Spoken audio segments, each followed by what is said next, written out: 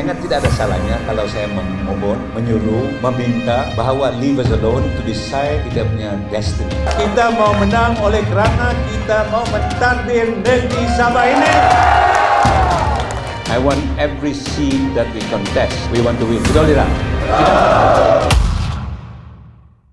Bismillahirrahmanirrahim. Assalamualaikum warahmatullahi wabarakatuh. Betul, kita sekali lagi dalam rancangan OMG Terbitan Malaysia Gazette bersama saya Syarif Ekadir. Baik tuan-tuan dan puan-puan, politik Sabah penuh warna.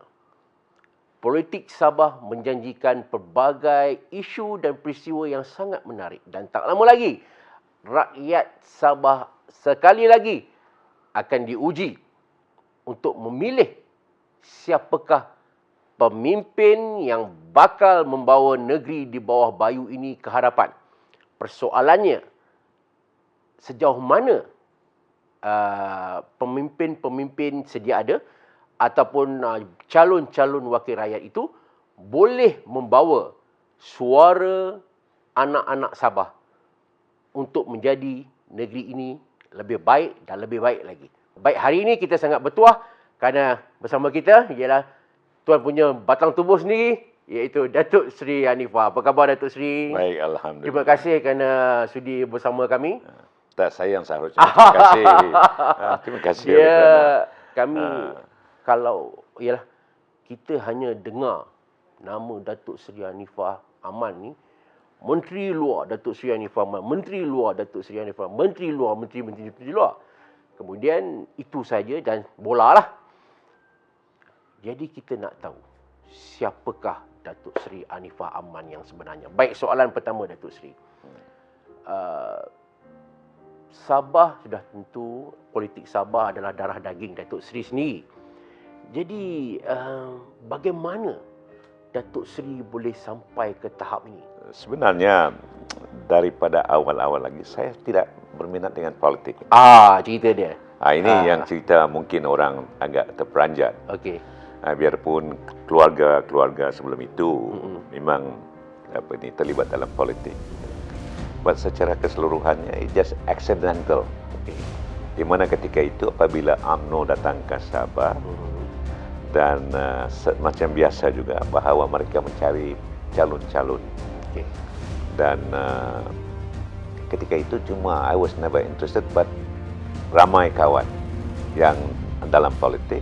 Saya tidak pernah menganggotai apa-apa parti politik sebelum daripada UMNO. Nah, ketika itu saya mempunyai keyakinan. I was a student activist di London, selaku presiden Sabah Student Union, dan become armchair critics. Armchair critics, and semua apa yang kerjaan buat salah, tak ada satu pun yang betul. Dan saya kata, better. You can't beat them, join them. Saya percaya bahawa kawasan-kawasan di seluruh negeri Sabah ini menginginkan calon-calon dan wakil-wakil dari PCS. And we are Sabahan, betul tidak? So kenapa kita mau bekerjasama dengan parti lain sedangkan kita mampu untuk menubuhkan, membentuk kerajaan? Itu saja. We love our state too much.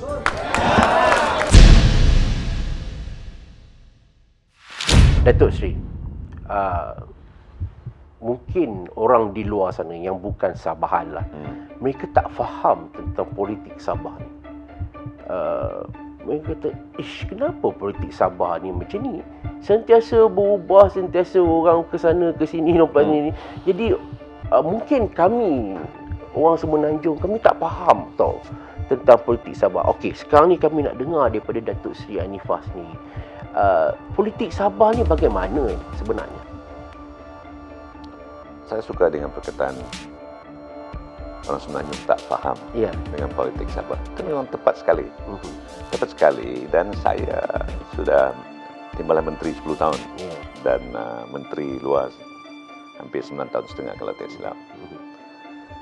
Dan nyata sekali bahawa sebagian besar ini mungkin menteri-menteri yang ada dan rakan-rakan tidak bersetuju. Tapi Sabah itu seolah-olah macam tidak begitu penting Okey. dalam percaturan daripada ini pembagian projek-projek. Ya. Dan sedikit demi sedikit saya cuba utarakan masalah-masalah dan saya memberi gambaran rumah-rumah yang dalam keadaan begitu daif, orang-orang yang tidak mempunyai pendapatan, orang kata kais pagi makan pagi. Iya, mereka mendengar, bukan bilang tidak mendengar juga. Tapi dari segi pelaksanaan itu, orang kata dengar telinga kiri, keluar telinga kanan. Okey. Nah, saya berterima kasih pada Datuk Seri Najib. Dia mendengar. Tapi itu saya katakan mungkin dari segi implementasi kementerian-kementerian berkenaan dan juga barangkali agensi-agensi kajian yang berkenaan tidak begitu mengambil serius. Dan saya percaya kalau saudara sudah pergi ke luar bandar, you will not imagine yang ini kita sudah merdeka.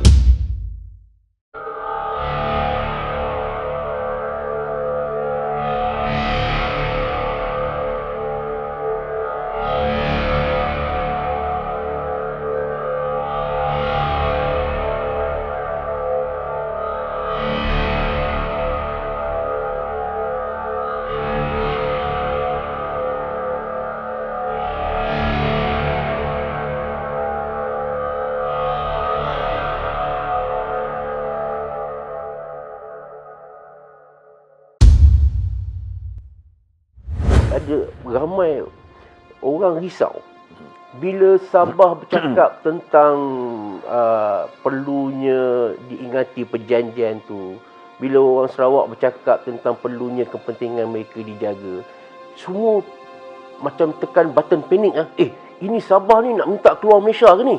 Ini duk berjuang pasal Sabah Sabahan ni. Ini jadi dia membentuk satu persepsi yang apabila kita nak memperjuangkan untuk negeri kita dianggap cuba lawan federal. Ya. Boleh Datuk Seri? Ini yang saya katakan bahawa itu saya kata saya terangkan pada rakan-rakan dan sebenarnya niat saya baik and can also strengthen UMNO Barisan Nasional di Semenanjung. So apa yang saya minta semua katakan bahawa apa yang ada dalam perlembagaan, apa yang ada dalam perjanjian, cuba laksanakan oleh kerana keadaan kita begitu tertinggal sekali. Saya tidak menekan bahawa you must give everything that is the due. Betul tak? Saya kata tertakluk pada kedudukan kewangan, Kementerian Kewangan. Pasal kita tidak mau negara kita lemah. Betul. But at the same time, please look at Sabah juga. Now, kita ni orang kata dengki sikit. Dengki daripada pembangunan di Semenanjung. Now, when you're talking about kita Jalan Pon Borneo ni kalau tak silap, Pan Borneo ni sudah diilhamkan daripada 2009 kalau tidak silap saya. Until now, it's not completed. Dan persoalan sama ada duit tidak ada duit. Lim Guan Eng kata dulu pasal kita punya tuntutan we got no money dia. Tapi Pulau Pinang dia ada jembatan, terowong, jembatan lagi apa lagi. Kita di sini jalan-jalan kampung pun dan air bersih pun tidak ada.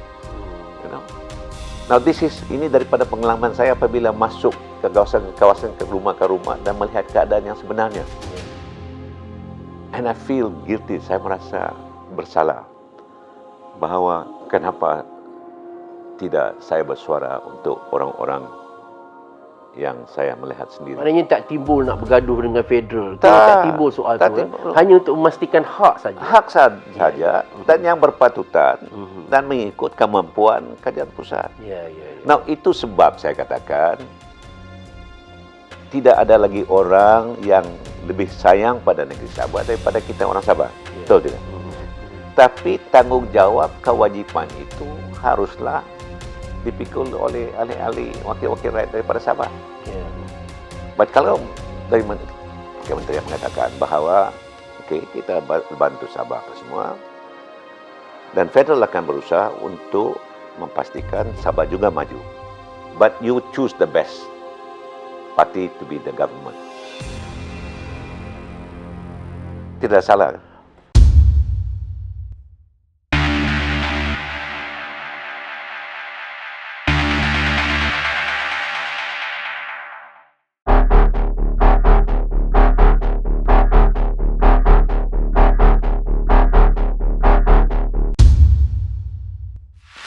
Apa bezanya Parti Cinta Sabah dalam perjuangan ini dengan parti-parti lain? Kenapa rakyat Sabah mesti ataupun kena memilih PCS? Mungkin orang nak dengar sebagai parti baru, jadi kita pengundi nak dengar apa yang bezanya. UMNO pun janji benda yang sama, Warisan pun janji benda yang sama, PCS pun janji benda yang sama, tetapi kenapa kami mesti pilih Parti Cinta Sabah? Parti-parti lain macam Jeffrey Ketingan suatu ketika dulu bersuara tentang kenapa Sabah harus bersatu, kenapa semua yang parti-parti ini tidak. Jadi saya dijemput untuk to unite these parties. Tapi apabila dia dilantik sebagai pembantu menteri, dia punya hala tuju 360 degrees. Now, I think this is why, itu sebab punca utama kenapa Sabah gagal memperjuangkan rakyat Sabah.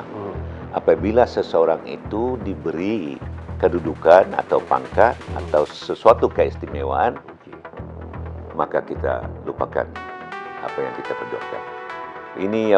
Ini warisan juga. Dia kata dia parti lokal, tapi dia berdamping dengan PKR, dengan DAP. Apa bezanya tak? Tak ada beza.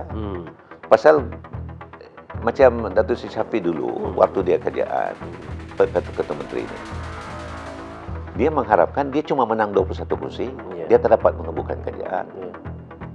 Jadi itulah, saya pun isu lompat ini, isu beli-membeli ini memang saya tak layan. Tapi dia juga bergantung pada parti daripada Semenanjung. Kalau PKR tarik, gugur. Kalau DAP tarik, sekarang dia gugur. Susah hendak dipikir ni. Sabah ni negeri yang terkaya di Malaysia. Daripada sumber, minyak kita ada, gas kita ada, emas kita ada, tembaga kita ada, hutan simpan kal kita ada. Ingat, kita rakyat Sabah yang termiskin. Now, how do you comprehend that? Melalui yang apa yang kita kutip 40% daripada cukai-cukai dan sales tax yang dikutip daripada Sabah, Persekutuan hendaklah memberi kita balik 40%. Dan minyak itu kita minta 20%, tapi yang 10% apa yang termaktub itu lunaskan 10%. Jadi melalui apabila kita mendapat 40%, apabila minyak kita dapat 5,5% itu, bolehlah kita membantu ibu-ibu tunggal, warga emas, jalan-jalan kampung, air bersih. 57 tahun merdeka, lebih daripada 30% di kawasan Kimanis itu tidak ada air bersih. Yang mereka salahkan pada saya, pasal selaku ahli parlimen. Sedangkan ketika itu Syafiq Abdal jadi Menteri Luar Bandar, saya minta demi minta, mohon demi mohon, tidak sampai. Apa yang saya mau dan apa yang penduduk mau sebenarnya, terutama sekali jalan raya, dan satu lagi pasal internet, line telefon di sini kampung memang susah. Jadi disebabkan line telefon tu memang sangat susah. Kebanyakan orang kampung di sini semuanya menggunakan walkie-talkie lah. Dari segi ekonomi, kami mau pelabur-pelabur masuk ke negeri Sabah. Dari segi pembangunan, kami mau banyak pembangunan negeri Sabah. Selama ini kita kekurangan di segi pembangunan, tetapi dengan adanya sifat Desi Anifah yang sebagai pemimpin yang berkarisma, kami mau pembangunan itu diadakan di negeri Sabah ini supaya lagi maju Sabah ini dan bukanlah lagi digelarkan sebagai negeri yang termiskin di Malaysia. Saya mengharapkan apa yang berada daripada luar Sabah ni, kami mengharapkan juga berada di Sabah, seperti pekerjaan, ekonomi, pembangunan dan juga pendidikan anak-anak. Ya, pada rakyat Sabah yang tercinta, bahawa PCS tidak ada apa yang kita boleh tawarkan selain dari hendak memperjuangkan, mempertahankan kedaulatan negeri kita, dan penting sekali untuk menuntut hak-hak kita yang termaktub dalam perjanjian MA 63 dan juga dalam perlembagaan. Jadi melalui ini kita hendak itulah membantu belia-belia kita memberi mereka peluang pekerjaan, dan kepada ibu-ibu tunggal dan wanita juga kita kita mau bantu. Yang penting pada rakyat Sabah ini bahawa satu, orang kata ini yang diberi oleh khazanah yang dibeli oleh Allah SWT ni ialah tu minyak. Jadi saya telah pun mencadang untuk menubuhkan satu kementerian minyak dan gas ni dan sumber asli, supaya projek macam yang di Penggaram 30 bilion mungkin boleh mengambil kerjaan 2,000 bilion gitu. Jadi kepada rakyat Sabah, kita di PCS ini visi dan misi kita ialah untuk membantu rakyat Sabah dengan secara ikhlas, dan kita tidak ada apa-apa yang kita boleh tawarkan sewaktu pilihan raya ini. Tapi percayalah, insya-Allah kita mempunyai perancangan yang terperinci, jangka masa pendek, masa sederhana dan jangka masa panjang. Kita tidak ada janji 100 hari. Kita tidak ada janji bulan dan bintang. Apa yang kita janji, kita akan usaha untuk memberi mereka ini pekerjaan dan anak-anak PTN itu. Pasal ramai yang juga tidak ada kerja tapi hendak dibayar PTN. Dan saya berjanji pada mereka, saya kata sekiranya kita mendapat tuntutan kita daripada MS63 60% itu dan minyak, kita tak mau minta daripada mereka PTN. Jadi industri pelancongan kita akan bertingkatkan, industri lain-lain kita akan bertingkatkan. Tapi bantu PCS adalah untuk membantu rakyat Sabah, bantu mereka sendiri.